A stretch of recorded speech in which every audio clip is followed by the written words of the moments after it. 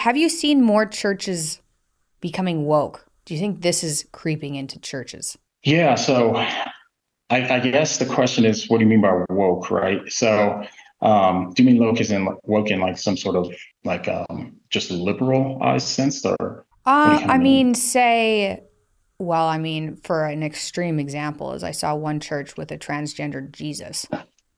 I Right? mean, Yeah, yeah, I mean that kind of woke. I mean, kind yeah, of yeah. That's woke. that's woke woke. Yeah, I guess changing, not teaching parts of the Bible because it doesn't line up with more progressive attitudes. Have you seen this happening, or is Yeah, this like right wing propaganda that isn't real? that's a great question. I don't think it's as popular.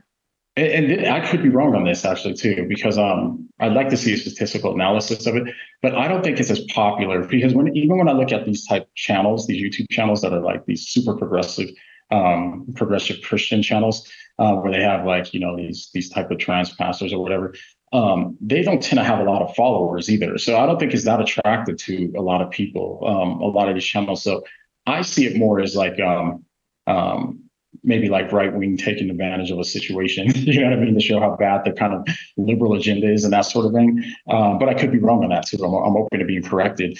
But what I kind of see, like this makes me think that what I kind of see as a problem with politics for Christians is that when you look at the Bible, you have all of these different things that don't fit nice and neatly into one category. And I think it was Tim Keller that talked about like for Christians, that say there's four things. Like the Bible shows us that Christians should be sold out and against racial injustice. Christians should be deeply concerned about the poor and the marginalized. Christians should be pro-choice or pro-life. I mean, I'm sorry, pro-life, pro-life, and they should also and they also hold to belief in um, a marriage is only between a man and a woman for a lifetime.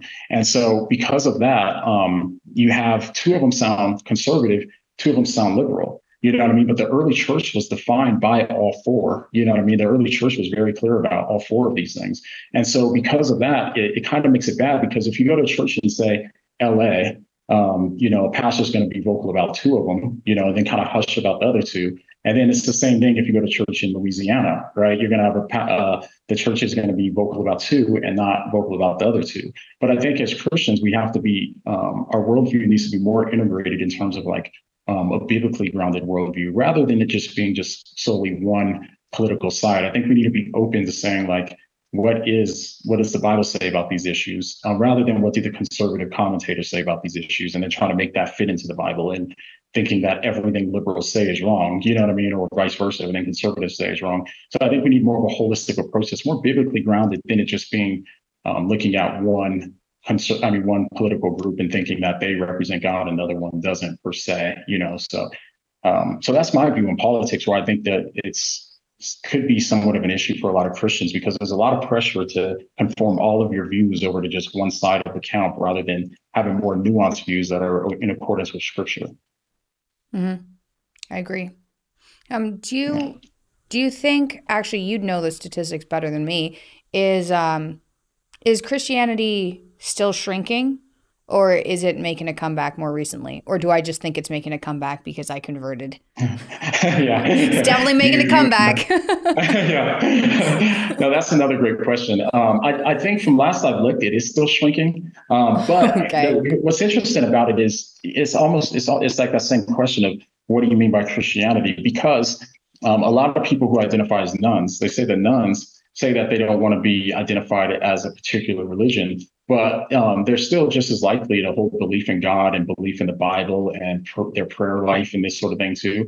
They just don't like the connotations or whatever that Christianity is identified with. So this is what Mm, makes it kind of hard because when we're asking a lot of these questions in these surveys, we're not asking some of the right questions. We're asking some of the questions that like people are going to have to answer in a binary way, but it's more nuanced than that. And so I think that's where the issue is because I think that we probably I think there's probably still a high degree of people that believe in something like Christianity, but I mean, biblical literacy is so far low right now that like it's hard to say like what do these people mean too when they say they identify as Christians, have more of a view of culture or some sort of relative view of Christianity where everything is relative, and I'll take some parts of Christianity, some parts of Buddhism, or whatever, whatever works for my life. And so that's why I think a lot of the statistics make it hard to kind of tell what's really going on.